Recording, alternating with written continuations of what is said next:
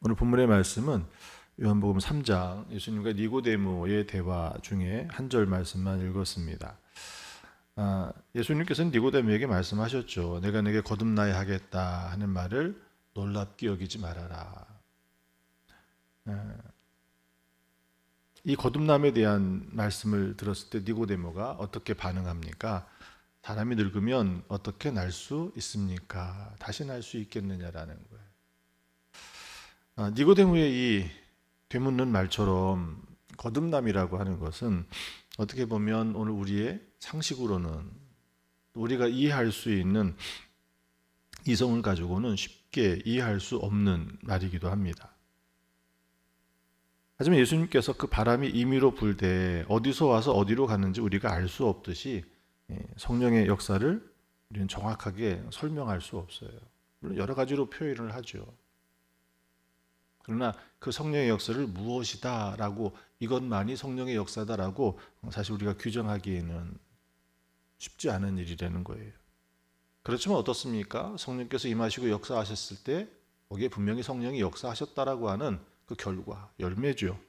그것은 너무나 분명하다라고 하는 것은 또한 우리가 믿음으로 고백하고 있습니다. 여러분 거듭나셨습니까? 이거는 참 쉬운 질문이고 대답이에요. 그런 거죠. 여러분 태어나셨습니까? 그거 똑같은 거예요. 그죠? 근데 우리는 그 대답을 들으면, 질문을 들으면 어떻게 대답합니까? 또 한편으로는 난감한 거예요. 그죠? 이 거듭남이라고 하는 것은 우리의 믿음이 아주 중요한 사건이고 또 이 거듭남이 정말 반드시 필요한 일이라는 겁니다.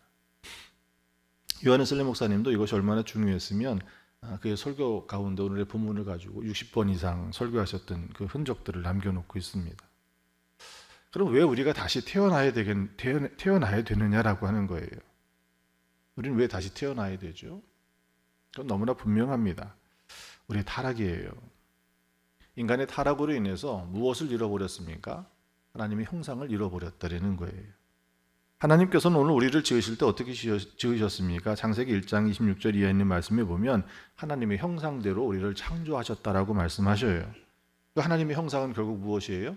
하나님의 형상대로 우리는 의롭고 참된 거룩함의 존재로 우리를 창조하셨음에도, 이건 에베소서에서 또 고백하고 있는 말씀이거든요. 그렇게 하나님은 하나님을 사랑하고 하나님을 경외하며 하나님과 교제하는 그런 존재로 우리를 지으셨는데 아담이 하나님의 명령을 어기고 죄를 범하는 순간 어떻게 됐습니까? 인간은 하나님에 대한 영적 생명을 잃어버리게 되는 거예요. 영적 죽음의 결과로 결국 오늘 우리는 어떻습니까? 모든 인류는 그 죄 아래 태어나는 존재가 되어뜨리는 거예요. 그래서 하나님의 형상 대신에 무엇을 가지고 살아갑니까? 육신의 형상만 가지고 살아가게 된, 그것이 오늘 우리의 모습이라는 것입니다. 우리는 죄 가운데 태어났기 때문에 다시 하나님의 형상을 회복하는 것은 무엇입니까? 그 안에 다시 태어나야 되는 일이에요. 본질적으로 죄의 사슬을 벗어나 하나님의 자녀로 살아가기 위해서는 반드시 거듭남이 필요하다라고 하는 것입니다. 그럼 이 거듭남이 무엇이에요?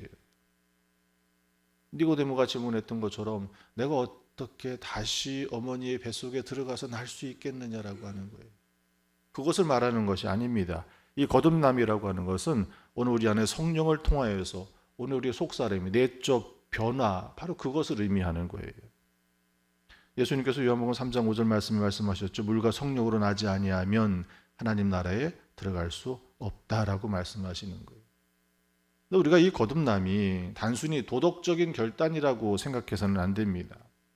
때로는 이것이 외적인 종교적인 형태, 대표적인 게 세례겠죠. 종교적인 행위로만 받아들여서는 될 일이 아니라는 거예요. 거듭남은 성령께서 우리 영혼 깊은 곳에서부터 우리의 삶을 변화시키고 그것으로 인해서 새로운 삶을 살게 하시는 바로 그 은혜, 그 역사입니다. 바로 이 사건을 예슬레 목사님은 그렇게 설명해요. 자연적 출생도 한순간에 이루어지는 것처럼 영적 출생도 어느 한순간에 이루어집니다. 요한 웨슬리 목사님도 이런 경험을 했죠. 올더스게이트 거리에서. 그 성령의 체험이에요. 요한 웨슬리 목사님이 이것을 이때 영적 감각이 열려서 비로소 하나님을 보게 된다라는 거예요. 그리고 그의 음성을 듣게 되어주고 그 죄 사함으로 말미암아 없는 그 평안과 기쁨을 느끼게 되어진다라는 거예요. 하나님을 보게 되고 듣게 되고 느끼게 되어진다는 거예요. 우리가 생명에 태어났을 때도 어떻습니까? 우리 육신이 이러한 감각들을 갖게 되지 않습니까? 마찬가지로 영적으로 거듭남도 하나님에 대해 그 영적 세계에 대해서 이런 감각들이 깨어나게 된다는 것입니다. 고린도서 5장 17절에 있는 말씀에 누구든지 그리스도 안에 있으면 새로운 피조물이다 라는 말씀처럼 거듭남은 죄의 어둠에서 의의 빛으로 나와 새로운 피조물이 되게 하시는, 그래서 우리의 교만한 마음이 무엇으로 바뀝니까? 겸손으로 바뀌게 되어주고, 우리의 마음속에 미움과 악독이 있었던 것이 무엇으로 바뀌어요? 사랑으로 바뀌어주고, 세상의 그 정욕이 무엇으로 바뀝니까? 하나님의 그 마음, 맑고 깨끗한 마음으로 바뀌기 시작하는 것이 바로 이 거듭남의 역사에서부터 시작이 되는 겁니다. 요한 웨슬리 목사님 이 거듭남에 대해서 말씀을 하실 때 이 거듭남과 성화를 구별해서 이야기를 했습니다. 어떻게 보면 우리가 갖고 있는 종교적인 그 언어들을 보면은 같은 것처럼 보이고 또 비슷한 것처럼 보이지만 전혀 다른 의미가 있을 때도 있습니다. 또 성경에서는 각각 다른 단어, 언어를 가지고 같은 의미를 상징하기도 합니다. 대표적인 게 하나님의 말씀을 율법, 계명 여러 가지로 표현하고 있지 않습니까? 다른 언어를 가지고 물론 언어적인 뜻은 다르지만 상징적인 의미로 하나를 말할 때도 있지만, 또 같은 것처럼 비슷한 것처럼 보이지만 전혀 다른 의미를 담고 있는 말들도 있습니다. 그 중에 하나가 이 거듭남과 성화라고 하는 거예요. 거듭남은 어떻게 보면 그 성화의 시작점이에요. 거듭남은 순간적으로 일어나는 사건이지만 또 이례적인 사건이죠. 그러나 성화는 어떻습니까? 우리가 평생에 걸쳐서 점진적으로 믿음의 성장이 일어나지는, 마치 어린아이가 태어나서 자라는 것처럼 우리 영도 거듭난 이후에 어떻게 되어지는 거예요? 계속해서 그리스도의 장성한 분량에 이르기까지 성장해 나아가야 되는 것, 이것이 성화라는 것입니다.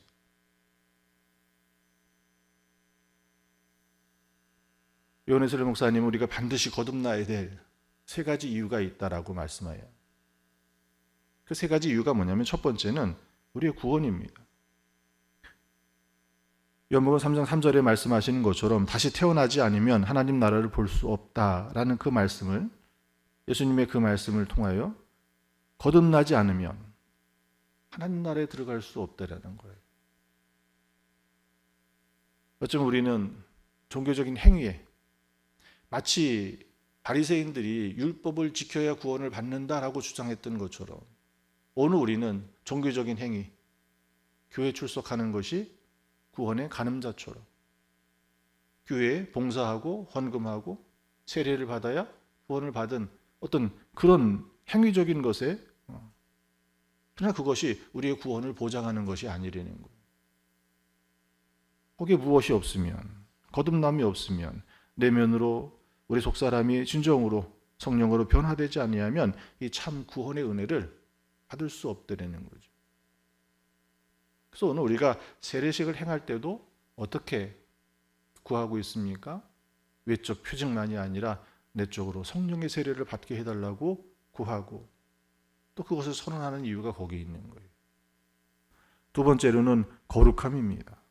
히브리서 12장 14절에 있는 말씀에 거룩함이 없이는 아무도 주를 보지 못하리라 라고 말씀하시는데, 이 거룩함은 어디서부터 시작이 될 수 있습니까? 그 구별점이 어디 있는 거예요?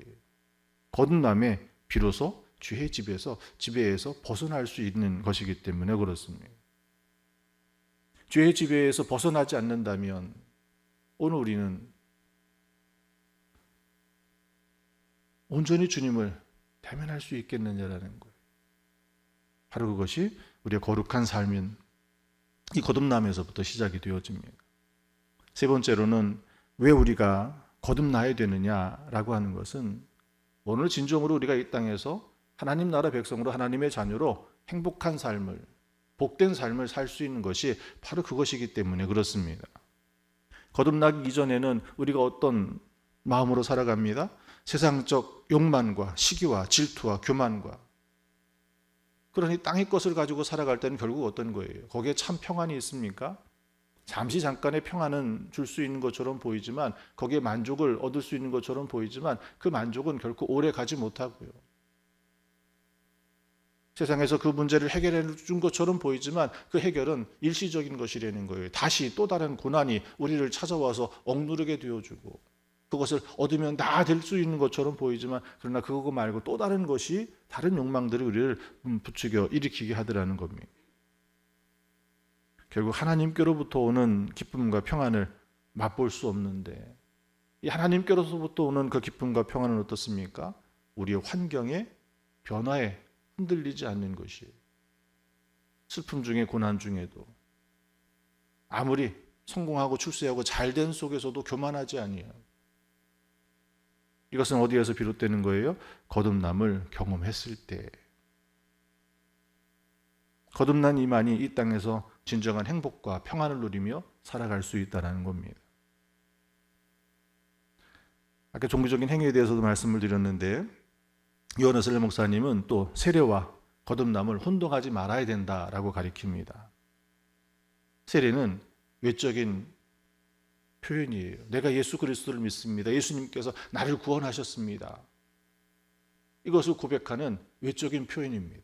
상징적인 일이 있는 거예요. 사람이 눈에 보이는 예식이라고 하는 거예요. 그러나 거듭남은 어떤 것이라고 말씀드렸죠?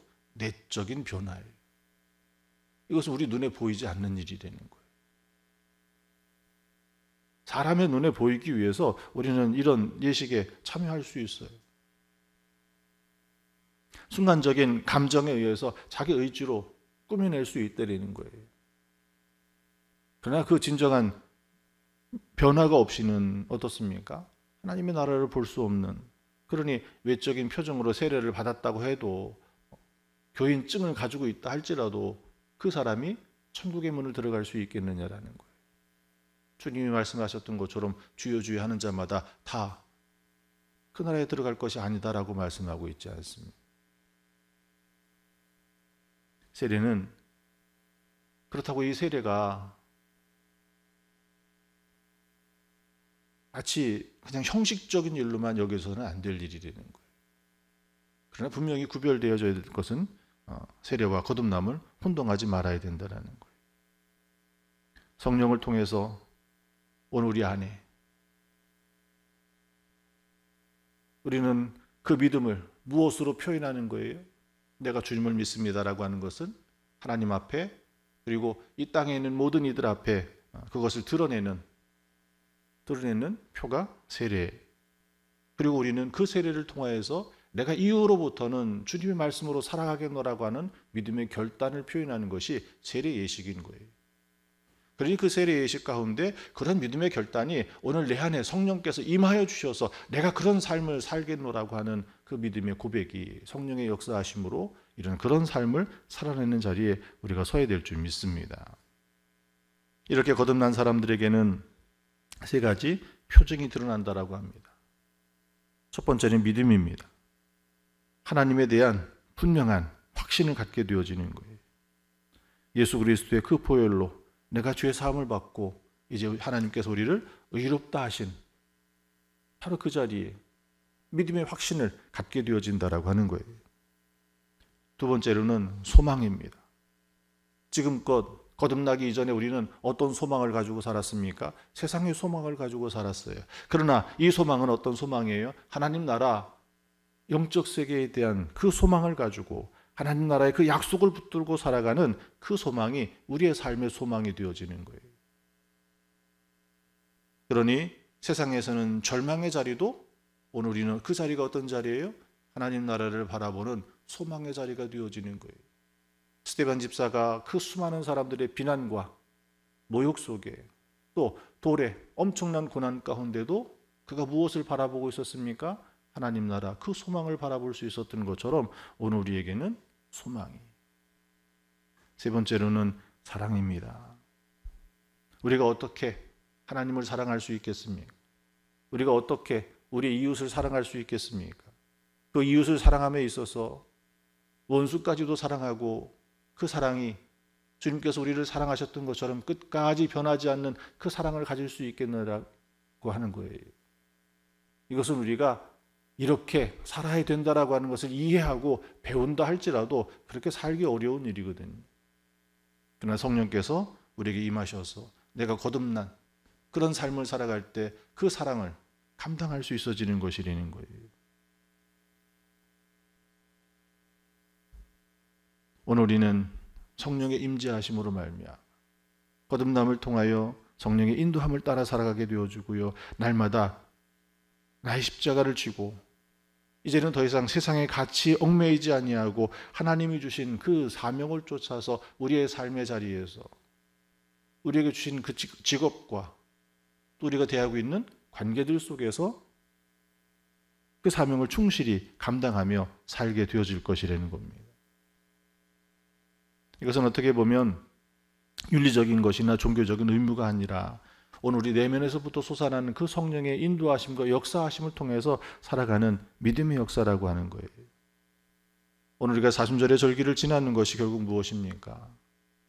예수님의 이 고난에 우리도 참여하며 오늘 우리 내면 깊은 곳에서부터 우리 속사람으로부터 깊이 성찰해 나아가는 거예요.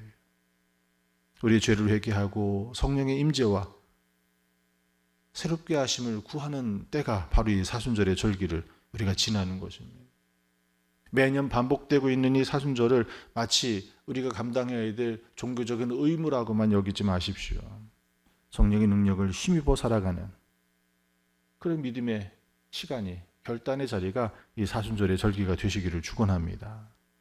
오늘 우리도 이렇게 기도했으면 좋겠습니다. 주님, 성령의 역사로 제가 거듭나게 하시고 참된 제자로서 하나님의 뜻을 이루는 삶을 살게 하소서. 매일 주님의 인도하심을 따르며 새로운 피조물로 살아가게 하소서.